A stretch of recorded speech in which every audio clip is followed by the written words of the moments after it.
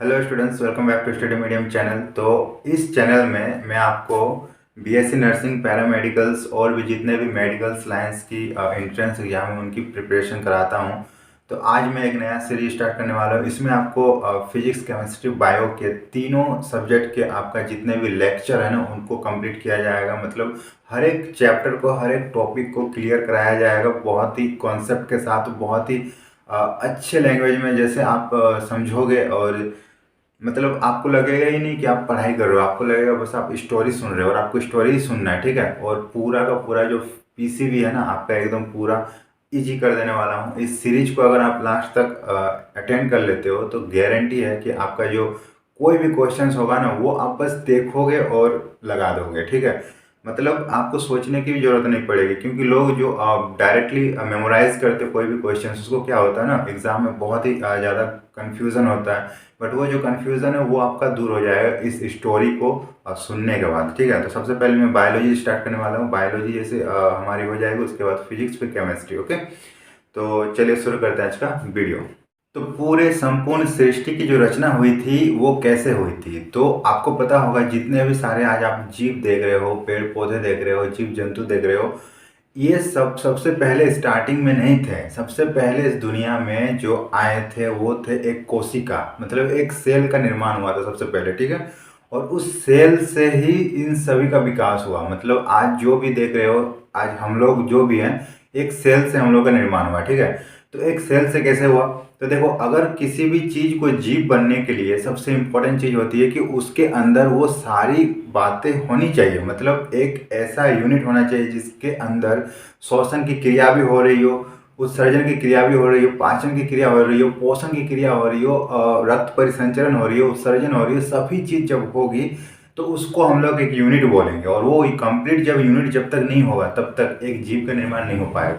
इसका मतलब कोशिका जो है ना वो एक कंप्लीट पैकेज होती है। मतलब एक कोशिका के अंदर सब कुछ होता है। वो अपना संचालन खुद कर सकती है, वो अपना खाना बना सकती है, वो अपना शोषण कर सकती है, वो अपना पाचन कर सकती है, सब कुछ वो खुद ही खुद कर सकती है। इसलिए उसको एक यूनिट बोला जाता है, ठीक है। तो सबसे पहले उससे एक जीव का निर्माण हुआ और उस जीव का नाम पता है क्या पड़ा? जीवाणु, ठीक है। सबसे पहला जीव अगर आप देखोगे इस धरती पे आया तो वो है जीवाणु, बैक्टीरिया, ठीक है। और आज जो भी हम लोग हैं, जो भी पेड़ पौधे हैं, जितने भी आप देख रहे हो जीव जंतु, इन सभी का निर्माण एक जीवाणु से हुआ है, ठीक है। तो जी हाँ, ये बहुत ही अच्छा क्वेश्चन है कि हम लोगों का जो निर्माण हुआ है ना वो एक जीवाणु से हुआ है, क्योंकि सबसे पहले जीवाणु आया था, ओके। अब देखिए, सबसे इम्पोर्टेंट चीज़ है कि जीवाणु का जब विकास हुआ तो वो आगे और जीव बनते गए और बनते बनते इंसानों तक पहुंच गए। तो इससे यही पता चलता है कि इंसान का जो शरीर है ना वो कोशिका से मिलकर बना होता है, क्योंकि जीवाणु के शरीर में एक कोशिका पाए जाते हैं। और जैसे जैसे वो उसका एवोल्यूशन हुआ वैसे वैसे उनके शरीर में कोशिकाओं के गुच्छे होने शुरू हो गए। मतलब हमारे शरीर में बहुत सारे कोशिका हैं, तब जाके हमारा निर्माण हुआ है। तो अब देखिए, हमारे शरीर में मान लीजिए 1 करोड़ कोशिका है सपोज। तो क्या मैं 1 करोड़ कोशिका को अलग से लेके एक जगह रख दूं तो क्या उससे एक जीव का निर्माण हो सकता है? तो आंसर इज बिल्कुल नहीं। क्योंकि हमारे शरीर की जो कोशिका है ना उसको एक लोकेशन अलॉट हुआ है, उसको एक फंक्शन अलॉट हुआ है कि वो इस लोकेशन पे रहेगा, वो ये काम करेगा। और हम जहाँ पे इतने सारे कोशिका रख रहे, 1 करोड़ कोशिका सपोज, उनको एक लोकेशन नहीं मिल रहा, उनको एक फंक्शन नहीं मिल रहा, तो वो एक जीव का निर्माण नहीं कर सकता है, ठीक है। तो हमारा शरीर का निर्माण हुआ कैसे? तो सबसे पहले देखिए, 1 करोड़ कोशिका है। अब ये 1 करोड़ कोशिका, उसको पता ही नहीं है कि उसको रहना कहाँ है, उसको शरीर के किस हिस्से में रहना है, उसको क्या काम करना है उसको पता नहीं है। तो सबसे पहले ना उसको एक लोकेशन देना पड़ेगा। तो सबसे पहले क्या हुआ कि जितने भी कोशिका है ना उसको ग्रुप में डिवाइड कर दिया गया। मतलब एक छोटे छोटे ग्रुप में डिवाइड कर दिया गया। मान लीजिए 1 करोड़ कोशिका थी तो 1-1 लाख की ग्रुप बना दिया गया। अब हर एक एक एक ग्रुप बन गया और एक एक टीम बन गया। और उस ग्रुप का पता है क्या नाम रखा गया? उस ग्रुप का नाम रखा गया उत्तक, टिश्यू। उस ग्रुप का नाम रखा गया उत्तक, टिश्यू, ठीक है। मतलब इससे ये पता चल रहा है कि जो टिश्यू है ना वो क्या है, वो ग्रुप ऑफ सेल्स है, मतलब कोशिकाओं का समूह है, ओके। मतलब जितने भी उत्तक है ना वो कोशिकाओं का समूह होता है। मतलब ये आपको पता चल गया कि उत्तक की परिभाषा क्या होगी? कोशिकाओं का समूह। मतलब हमारे शरीर में अब देखिए सेल का कहानी खत्म हो गया, अब हमारा शरीर जो है ना उत्तकों से मिलकर बना है। अब हम बोल सकते हैं हमारा शरीर जो है ना ऊतकों से मिलकर बना। तो हमने जो ग्रुप बनाया उसको ऊतक नाम दे दिया। तो हमारे पास 1 करोड़ सेल थे, वो अब सेल नहीं रहे, अब वो ऊतक बन गए, वो टिश्यू बन गए। और 1 करोड़ नहीं रहे, कुछ लाख रहे, क्योंकि मैंने ग्रुप में बांट दिया। अब क्या सारे टिश्यू मिल के एक जीव का निर्माण कर सकते हैं? तो अगेन आंसर इज नो, क्योंकि सारे टिश्यू मिल के एक जीव का निर्माण नहीं कर सकते, क्योंकि टिश्यू को भी अभी कंफर्म लोकेशन नहीं मिल पाया, वो तो बस ग्रुप में बने हैं। तब क्या करेंगे हम ना, कुछ टिश्यू का ग्रुप बनाएंगे, मतलब जितने भी टिश्यू थे उनका कुछ कुछ ग्रुप बना देंगे और एक ग्रुप में कुछ टिश्यूज को रख देंगे। और अब जो भी हमारे पास ग्रुप बना ना, उस ग्रुप का नाम हमने पता है क्या रख दिया? ऑर्गन, मतलब अंग। तो टिश्यू के जो ग्रुप है उसका नाम हो गया ऑर्गन। तो ऑर्गन का डेफिनेशन क्या होगा? ये ग्रुप ऑफ टिश्यूज, ठीक है, मतलब ऊतकों का समूह जो होते हैं वो ऑर्गन बनते हैं, अंग बनते हैं। अब देखिए हमारा जो शरीर था उसमें जितने भी सेल थे, अब सेल खत्म हो गए, अब टिश्यू बन गए, टिश्यू भी अब खत्म हो गए, अब ऑर्गन बन गए, ठीक है। ऑर्गन मीन्स किडनी बन गया, हार्ट बन गया, लीवर बन गया, अब सारे ऑर्गन्स बन गए। अब क्या है, सारे ऑर्गन्स को एक जगह हम समेट दें तो क्या वो एक शरीर का निर्माण कर पाएगा, एक जीव का निर्माण कर पाएगा?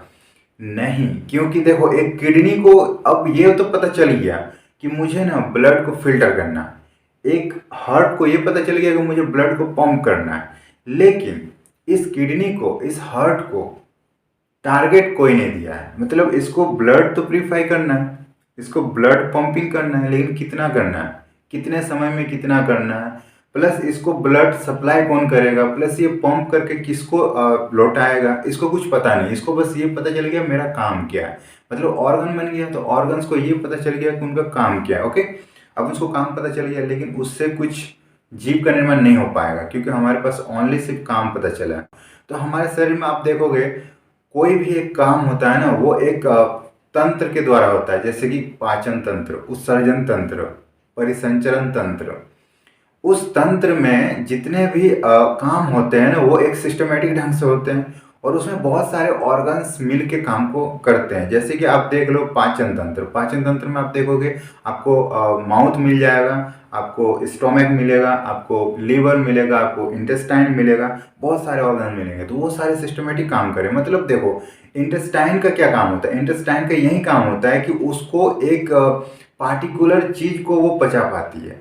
ओके, मतलब वो एक खास तरह की चीज को पचा पाती है। मतलब अगर आप खाना खा रहे हो और वो खाना डायरेक्ट आप इंटेस्टाइन को दे दोगे तो क्या वो पचा पाएगी? नहीं पचा पाएगी, क्योंकि उसको ना उस फॉर्मेट में चाहिए जो फॉर्मेट में उसको पचा पाती है। समझ में आया? तो उसको उस फॉर्मेट में देगा कौन? तो उसके जस्ट आगे वाला ऑर्गन, मतलब उसके आगे वाले ऑर्गन उसको उस फॉर्मेट में कन्वर्ट करेगा जिस फॉर्मेट में इंटेस्टाइन उसको पचा पाए। तो इस तरह से एक चैन बनती है। जो आप खाना खाए हो उस खाने को सबसे पहले कौन पचाता है? लार। तो लार के लिए सबसे पहले वो भोजन मिलती है। अब लार का जो काम होता है ना, भोजन को बस आंशिक रूप से पचा पाता है। अब लार को बोलोगे कि तुम पूरा फाइनल पचा के हमको यहीं पे खत्म करो, तो वो नहीं कर पाएगा। उसका काम है बस आंशिक पचाना। और अगर लार अपना काम ना करे ना, तो आगे वाला ऑर्गन भी अपना काम नहीं कर पाएगा। मतलब लार जो है वो अपना काम करेंगे तभी आगे वाला अपना काम कर पाएगा, और फिर आगे वाला, और इस तरह से सिस्टमेटिक जाता है, तब जाके इंटेस्टाइन तक आता है और वो उसको फाइनली पचा पाता है। ठीक है, और किडनी में जाके वो फिल्टर हो जाता है। तो ये जो है ना पूरा प्रोसेस एक चेन की तरह हुआ। मतलब एक ऑर्गन जो है, मतलब मैंने अभी एग्जांपल दिया एक ऑर्गन जैसे कि किडनी। तो किडनी को पता है कि वो ब्लड को फिल्टर करता है, लेकिन उसको उस फॉर्मेट में ब्लड चाहिए जिस फॉर्मेट में उसको फिल्टर कर पाए। उसको देने के लिए उसका अगला एक अंग जो है ना उसका सपोर्ट करे, मतलब सपोर्टिव काम करे। पूरे ऑर्गन्स जो है एक दूसरे के सपोर्ट में काम करते हैं। मतलब मैं तुम्हारा आधा काम करूंगा, वो आगे वाले का आधा काम करेगा। इस तरह से एक सिस्टम बनता है। ठीक है, और इस सिस्टम्स को हम लोग बोलते हैं ऑर्गन सिस्टम्स, अंग तंत्र। ठीक है, ऑर्गन सिस्टम्स। और इसका जो डेफिनेशन है ये हो गया group of organs. Group of organ से ऑर्गन सिस्टम्स बन गए। ठीक है, अब हमारा जो भी है ना वो फंक्शन होना स्टार्ट हो गया। जैसे कि कोई भी पार्टिकुलर काम है, हम लोग पाचन कर रहे हैं, तो पाचन मतलब पाचन सिस्टम में क्या होंगे, बहुत सारे ऑर्गन्स काम करेंगे, और वो सारे ऑर्गन्स एक दूसरे से को रिलेटिवली काम करेंगे, एक दूसरे का हेल्प करेंगे, सपोर्टिवली काम करेंगे, और एक खास काम को संपादित करेंगे। मतलब अगर आप देखोगे उस सिस्टम में कोई एक ऑर्गन है, जैसे कि लीवर है, लीवर को अगर हम बोलेंगे कि आप श्वसन का काम करो, तो वो नहीं कर पाएगा, क्योंकि उसको पता ही नहीं कि श्वसन होता क्या है। ठीक है, उसको बस इसीलिए बनाया गया है कि वो पाचन में अपना भागीदारी दे पाए। तो उस सिस्टम्स में उस अंग को पता होता है कि उसको कितना काम करना है, कब करना है, कहाँ करना है और कब नहीं करना है, सब उसको टारगेट मिल चुका है। ठीक है, तो अब वो क्या हुए, एक ऑर्गन सिस्टम्स का भाग बन गए। अब देखो सेल क्या हुए, टिश्यू बने, और टिश्यू से क्या हुए, ऑर्गन बने, और ऑर्गन से क्या हुए, ऑर्गन सिस्टम्स बने। अब ऑर्गन सिस्टम से काम कर रहा है। ठीक है, अब मान लीजिए कोई एक ऑर्गन सिस्टम है, ये अपना काम कर रहा है श्वसन का, कोई दूसरा है वो पाचन का कर रहा है, तीसरा उत्सर्जन का कर रहा है। अब देखो क्या करेंगे, सारे सिस्टम्स को अब हम समेटेंगे और एक जगह कलेक्ट कर देंगे, तो एक जीव का निर्माण हो सकता है। तो जी हाँ, बिल्कुल, अब एक जीव का निर्माण हो सकता है। मतलब एक जीव को जो भी चाहिए, श्वसन, पाचन, उत्सर्जन, उसके लिए पर्सनली उसके पास एक एक सिस्टम्स है, और वो सारे सिस्टम्स उनका हर एक काम को अच्छे से करेंगे, तो वो एक जीव का निर्माण कर सकता है। तो अब जो नेक्स्ट डेफिनेशन होगा, ग्रुप ऑफ ऑर्गन सिस्टम्स क्या बनाएंगे, जीव बनाएंगे। तो जीव जो है ना, वो होंगे ग्रुप ऑफ ऑर्गन सिस्टम्स। अब समझ में आया कि एक जीव का निर्माण कैसे होगा। अब देखो हम लोग रिवर्स देखते हैं, एक जीव है, उसके अंदर बहुत सारे ऑर्गन सिस्टम्स है, मतलब उसके अंदर बहुत सारे सिस्टम्स है, और हर एक ऑर्गन सिस्टम्स के अंदर बहुत सारे ऑर्गन्स है, और हर एक ऑर्गन्स बहुत सारे टिश्यू से मिलकर बने होते हैं, और हर एक टिश्यू बहुत सारे सेल से मिलकर बने होते हैं। तो अब पता चला एक जीव का संरचनात्मक इकाई सेल को क्यों कहा जाता है, एक कोशिका से ही एक जीव की उत्पत्ति कैसे हुई, अब पता चल गया। एक कोशिका से डायरेक्ट नहीं हुई, वो बहुत सारे प्रोसेस से गुजरने के बाद एक जीव का निर्माण हुआ।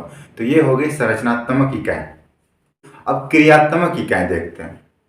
क्रियात्मक इकाई भी आप सेम देखोगे कि मान लो हमारा शरीर जो है लाखों करोड़ों कोशिकाओं से मिलकर बनी होती है, क्योंकि हमारा जो शरीर का जितना भी काम है, श्वसन करना, पाचन करना, उत्सर्जन करना, वो सारे एक सेल से होती है, एक सेल के द्वारा होती है। आपको पता होगा, एक जो सेल होता है ना, वो कंप्लीट पैकेज होता है, उसके अंदर सब कुछ हो सकता है, वो श्वसन कर सकता है, उत्सर्जन कर सकता है, सब कुछ कर सकता है। तो एक सेल जो है ना, वो किस काम को संपादित करेगा ये तो उसको पता ही नहीं है। मैंने क्या किया, 1 करोड़ कोशिकाओं को एक जगह रख दिया, उससे एक जीव का निर्माण नहीं हो रहा है, क्योंकि उस हर एक कोशिकाओं को उसका काम नहीं पता, उसको टारगेट नहीं मिला, कितना काम करना है, क्या करना है। अब मान लो कोई एक सेल है, उसको पता ही नहीं कि मुझे करना क्या है, तो वो कैसे जीव का निर्माण करेगा। तो फिर वही सिचुएशन में आप देखोगे, जो सेल का ग्रुप है वो पहले टिश्यू बनाया। अब जो टिश्यू है ना, मान लो कोई एक टिश्यू बन गया, वो टिश्यू मान लो किडनी का टिश्यू है, तो उस टिश्यू को इतना पता है कि मुझे ना ब्लड फिल्टर करना है। अब उस टिश्यू को ये नहीं पता कि ब्लड पंप कैसे किया जाता है, या फिर भोजन का पाचन कैसे होता है, या फिर श्वसन कैसे होता है, वो उसको नहीं पता है। उसको बस यही पता है कि ब्लड को फिल्टर करना है। तो ये टिश्यू जो है ना, इसको सिर्फ एक ही काम दिया गया है, इसको ब्लड फिल्टर करना। अगर मान लो कोई एक किडनी का टिश्यू को हम उठा के किसी हार्ट के टिश्यू में फिट कर देंगे, तो वो क्या करेगा, वहाँ पे काम नहीं कर पाएगा, क्योंकि उसको आता नहीं है हार्ट का क्या काम होता है, उसको नहीं आता, उसको बस किडनी का ही काम करना आता है। तो उस टिश्यू में जितने भी सेल है ना, उसको एक काम फिक्स होता है, उसको पता है कि हमको ये करना है। ठीक है, अब वो टिश्यू जो है वो अब ग्रुप बनाया, तो एक ऑर्गन बना, जैसे कि बहुत सारे टिश्यू मिलकर एक ऑर्गन बन गया, मान लो किडनी बन गया। अब उस किडनी को ये पता है कि मुझे ब्लड फिल्टर करना है। ओके, अब उस किडनी को मैं बोलूँगा कि ब्लड को पंप करो, या फिर श्वसन करो, या फिर पाचन करो, उससे नहीं होगा, क्योंकि उसको बस यही पता है कि ब्लड को फिल्टर कैसे किया जाता है, बस उससे ज़्यादा उसको आता नहीं है। तो वो जो ऑर्गन है ना, उसको भी एक पार्टिकुलर वर्क मिल गया। लेकिन अब एक ऑर्गन को पार्टिकुलर वर्क मिलने से क्या काम बनेगी, नहीं बनेगी। तो एक ऑर्गन को अगर पार्टिकुलर वर्क मिल गया, तो उसके बाद भी तो काम नहीं बनेगा, क्योंकि उसको एक टारगेट भी तो देना चाहिए। मुझे काम करना आता है, ओके, लेकिन मुझे कितना काम करना है, कब करना है, कितना नहीं करना है, ये मुझे जब तक नहीं मिलेगा तब तक मैं क्या काम करूँ। मुझे काम करना तो आता है, लेकिन मुझे कब करना है, कहाँ करना है, कितना करना है, ये जब तक मुझे टारगेट नहीं दिया जाएगा तब तक वो काम मतलब मैं कर ही नहीं पाऊंगा। तो किडनी तो काम करना आता है, हार्ट को भी अपना काम करना आता है, आइज को अपना काम करना आता है, लेकिन उसको कितना करना है, कब करना है, कहाँ करना है, ये उसको नहीं पता।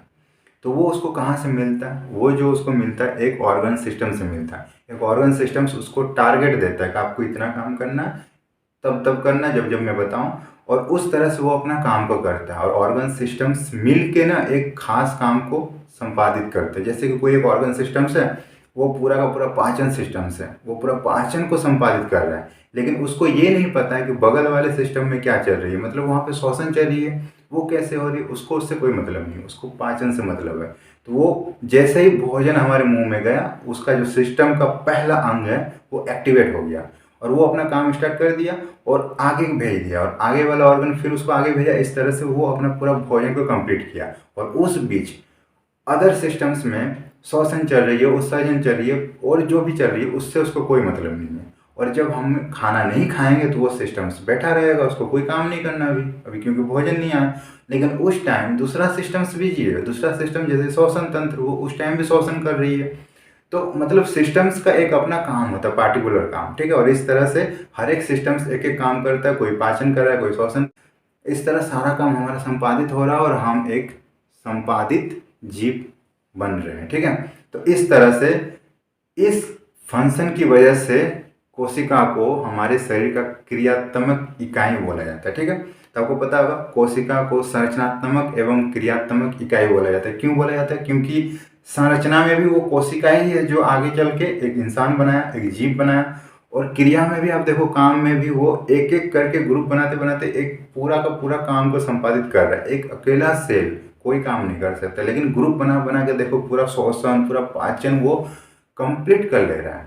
मतलब जो, और इकाई क्यों है? इकाई तो मैंने पहले बता दिया कि वो जो सेल है ना, उसके अंदर सब कुछ करने की कैपेसिटी होती है। वो खुद श्वसन भी कर सकता है, पाचन भी कर सकता है, सब कुछ कर सकता है। मैंने बताया ना कि कोशिका जो है 1 करोड़ है, उसमें से मैंने ग्रुप बना दिया तो टिश्यू बन गया।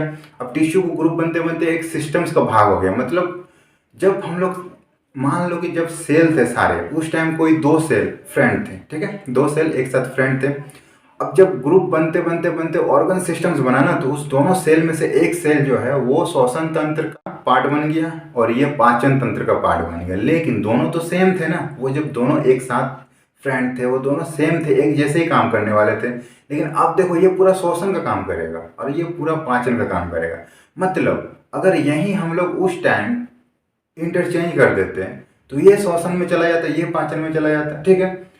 तब भी ये वो काम कर पाता था और ये वो काम कर पाता था। मतलब इसका मतलब क्या हुआ कि एक सेल को आप कोई भी काम दो वो कर सकता है। इसको अगर हम श्वसन तंत्र में शामिल कर देते तो ये श्वसन का काम कर लेगी। अगर इसको हम पाचन तंत्र में शामिल कर देते, ये पाचन का काम कर लेगी। इसको उत्सर्जन तंत्र में शामिल करें तो उत्सर्जन का काम कर लेगी। मतलब ये कंप्लीट पैकेज है, इसीलिए इसको यूनिट बोला जाता है, ठीक है। यूनिट, इकाई बोला जाता है, क्योंकि ये हर एक काम को कर सकता है जो भी आप इसको काम दोगे। और ये काम कैसे मिल रहा है इसको? ग्रुप बना बना के। तो इस तरह से हमारे शरीर का निर्माण हुआ, ठीक है। कोशिका मिल के टिश्यू बनाई, उत्तक उत्तक मिल के ऑर्गन बनाई, मतलब एक अंग बनाया, अंग से कोई एक काम हो रहा है, फिर उसका टारगेट मिल के एक सिस्टम बनाई जिससे एक पार्टिकुलर काम संपादित हो रहा है और उससे एक जीव बना। मतलब बहुत सारे काम मिलके एक जीव का संपूर्ण संचालन हो रहा है। तो इसी तरह कोशिका से हमारा शरीर का विकास हुआ और हम लोग बने हैं, ठीक है। और हम ही लोग नहीं, हर एक जीव जंतु, जितने भी पेड़ पौधे, सभी का जो शरीर का स्ट्रक्चर है और फंक्शन है इसी तरह है। मतलब कोशिका से ही वो स्टेप बाय स्टेप पूरा शरीर बना है, ठीक है। तब आपको समझ में आ गया कि कोशिका को संरचनात्मक और कार्यात्मक इकाई क्यों कहा जाता है। तो हमने देखा किस तरह से हमारा शरीर जो है कोशिका से मिलकर बनी है, उसकी संरचना कैसे हुई है, उसकी काम क्या क्या होते हैं। और आगे अब हम लोग देखेंगे कोशिका का क्या क्या फंक्शन होता है, कोशिका क्या क्या काम कर सकती है, कोशिका के अंदर क्या क्या अंग होते हैं। पता है, कोशिका के अंदर बहुत सारे अंग होते हैं जिसको सेल ऑर्गेनेल्स बोला जाता है। जैसे कि आपने नाम सुना होगा माइटोकॉन्ड्रिया। तो इन सब के बारे में विस्तार से पढ़ेंगे और एक भी क्वेश्चन आपका नहीं छूटेगा, ये गारंटी है। अब तक आप डाउट में थे कि टिश्यू होता है क्या, हमने पढ़ा है टिश्यू उत्तक होते हैं, और उत्तक का क्या होता है, मतलब आपको पता ही नहीं था उत्तक होते क्या है। लेकिन अब आपको कोई डाउट नहीं होगा उत्तक क्या होते हैं, अंग क्या होते हैं, अंग तंत्र क्या होते हैं, जीव का निर्माण कैसे होता है, और इस दुनिया में सबसे पहले कौन आया था, एक सेल आया था, उससे एक जीव बना था जिसका नाम जीवाणु पड़ा, बैक्टीरिया पड़ा, और बैक्टीरिया हमारा पूर्वज है और पूर्वज से ही हम लोग बने हैं। और जीवाणु नाम क्यों पड़ा? क्योंकि वो जीवों का अणु है। अणु मीन्स एक इकाई, उसमें सारा फंक्शन करने की कैपेबिलिटी होती है, इसलिए उसको अणु बोला जाता है। इस तरह से जीवाणु बना और फिर जीवाणु से मिलके बहुत सारे चीज़ों का निर्माण हुआ जिससे हम लोग बने हैं। तो ये मैं एवोल्यूशन में बताऊंगा कि कैसे एक जीवाणु से एक जीव का निर्माण हुआ, ठीक है। और पूरा का पूरा स्टेप मैं आपको बताऊंगा, पूरा स्टोरी वाइज। तो बिल्कुल भी आप टेंशन ना लो, इस सीरीज को अगर आप पूरा देखोगे ना तो बायो, फिजिक्स, केमिस्ट्री आपका पूरा का पूरा पानी पानी हो जाएगा, कोई डाउट होगा ही नहीं। और सबसे बड़ी बात ना, कन्फ्यूज़न नहीं होना है एग्ज़ाम में। जब तक क्लियर नहीं रहोगे कॉन्सेप्ट, आप क्वेश्चंस नहीं बना पाओगे, ठीक है। तो क्वेश्चंस इनके सारे मिल जाएंगे आपको, ऑब्जेक्टिव माध्यम में और सब्जेक्टिव सब कुछ मिल जाएंगे, इसके लिए टेंशन नहीं लेना। तो वीडियो में बने रहना है। पसंद आ रहा है तो लाइक कीजिएगा, अपने फ्रेंड के साथ शेयर कीजिएगा, और हाँ, चैनल को सब्सक्राइब जरूर कर लीजिएगा, ठीक है। मिलते हैं नेक्स्ट वीडियो में, तब तक के लिए बाय बाय।